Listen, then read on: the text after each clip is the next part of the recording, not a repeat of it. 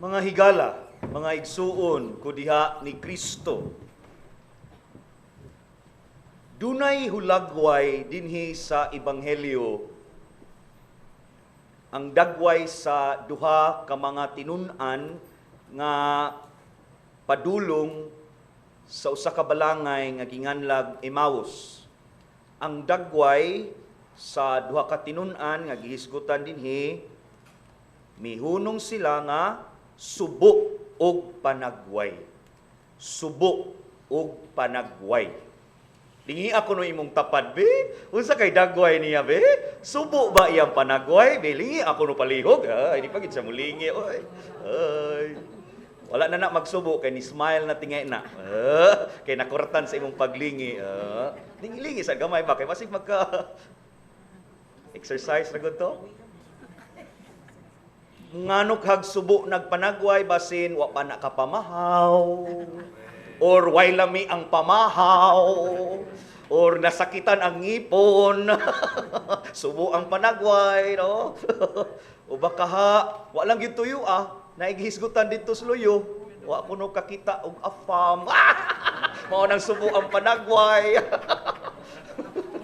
Ningon ko, wa man tani sila wa man sila kay bawo sa akong script karon, ambot nganong mao toy among giistoryahan pod. Subo og panagway.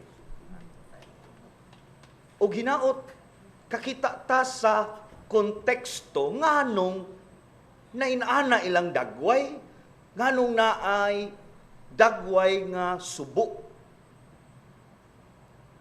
tungod sa nahitabo.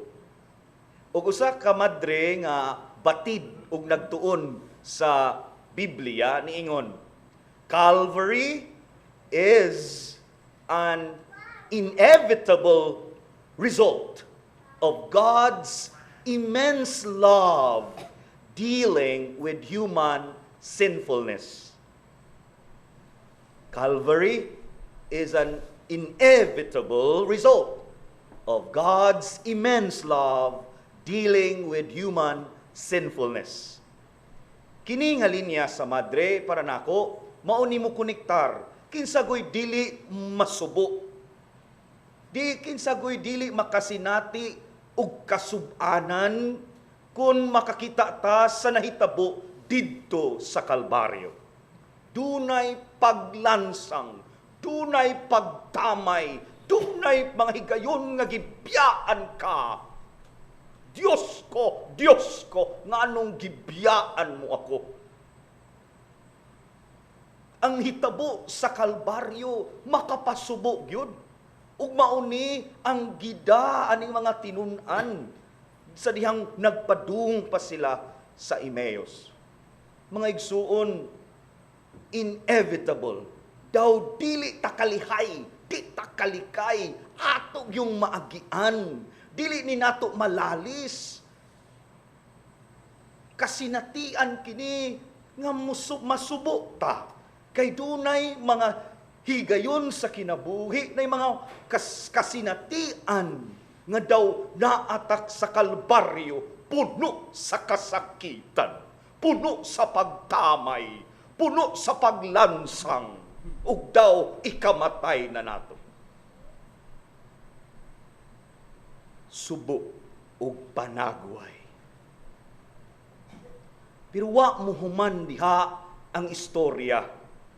Duna na say nahitabo nga hulagway sa duha ka tinun-an. Ganahan kay ko. Niingon diri dili ba ingon og may kalayo nga nagdilaab sa atong kasing-kasing? Our hearts burning. Sa dihang nagsulti siya ug nagpatin-aw kanato sa kasulatan didto sa dalan. Gikan sa subo nga panagway, nausab kini, nabag-o kini, ngadto sa kasing-kasing nga nagdilaab. Ambot unsay hitsura ka ana? No? Unsa kay inyong ma-imagine anang kasing-kasing nga nagdilaab, no? Sa kana mura tingaling ng blush man ka, oy. namuwa man ka, ha? Mura grabe ang kilig, no? Grabe ang kilig niya ka gisungog jud ka mga, loy tinuod ba yay? Ambot ka suway baka mo, basig ako ray gikilig dire, ba? Kana nga pagbati ba nga nagdilaab sa kalipay nga naay mga pagpatin-aw nga nahitabo, clarification, enlightenment, encouragement. Daw kasing-kasing nga nagdilaab. Wala sila magpabilin didto sa kasinatian sa Kalbaryo. Gipasinati sila ni Jesus sa kasing-kasing nga mudilaab tungod sa kalipay, tungod sa mensahe sa resurrection.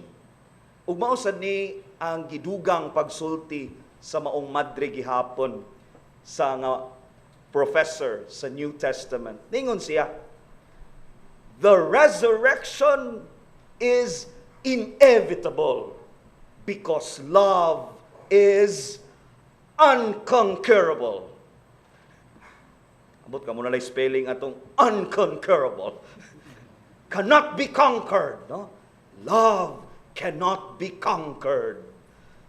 Kung ang hitabo sa Kalbaryo atong nasinati, dili pud nato ikalimod, dili pud malalis, nga duna po'y kasinatian sa pagkabanhaw.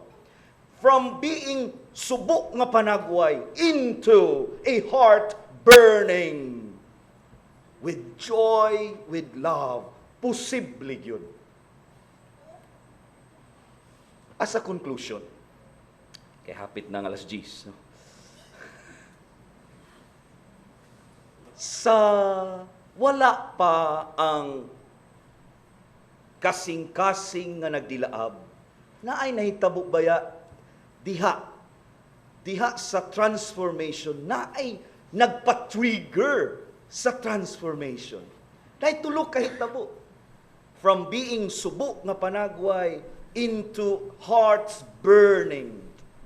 Na nahitabo nga mo'y nag-trigger nga matransform ang pait nga hitabo. Klaro kayo, una, dunay pagpatinaw sa kasulatan, liturgy of the word. Ang Biblia, ang balaang kasulatan, ang pagbasa, ang paghisgot, no? Pagpaminaw sa pulong sa Dios. Ikaduha, the breaking of the bread nga gibuhat ni Jesus. Diha nabukasad ang ilang mga mata. Nanay liturgy of the Eucharist. Ug dili ba maumana ang misa nga atong ginasaulog matag Domingo? Pero na ikatulo diha, nga unta klaro sa atong panaw, nakig-uban nila ang Dios. Dili lang padung sa katong matransform ilang kasing-kasing into something hearts burning, no? Ni sugod na og uban ang Dios sa higayon nga subok pa silang panagway. Kakita unta ta ini nga ang Dios nakig-uban di ay throughout the days of our lives. O kakita sabta sa dakong tabang sa santos nga misa aron dunay mahitabo nga daw kasing-kasing nga nagdilaab. Dakog ikatampo kini nga pagampo, kini nga panagtigom aron dunay mabag-o diha sa atong kinabuhi. Gisgutan sa Salmo, dalan sa kinabuhi. Ug ang dalan sa kinabuhi muagi gyud tag Kalbaryo. Apan wa diha matapos, dunay Domingo sa Pasko sa pagkabanhaw. Kakitaon tataani nga dalan sa kinabuhi. Apan ang Dios wa gyud mubiya. Final note. Ganiha gipalingi tamo sa inyong tapad. Karon, lingia ang kaugalingon. Susihon ta atong kaugalingon. Humanta maminaw makabasa sa pulong sa Dios. Humanta mikalawat niya sa Eucharistia. Humanta masayod nga dunay Dios nga nakig-uban nato. Naunsa naman ang atong dagway, naunsa naman ang atong kinabuhi.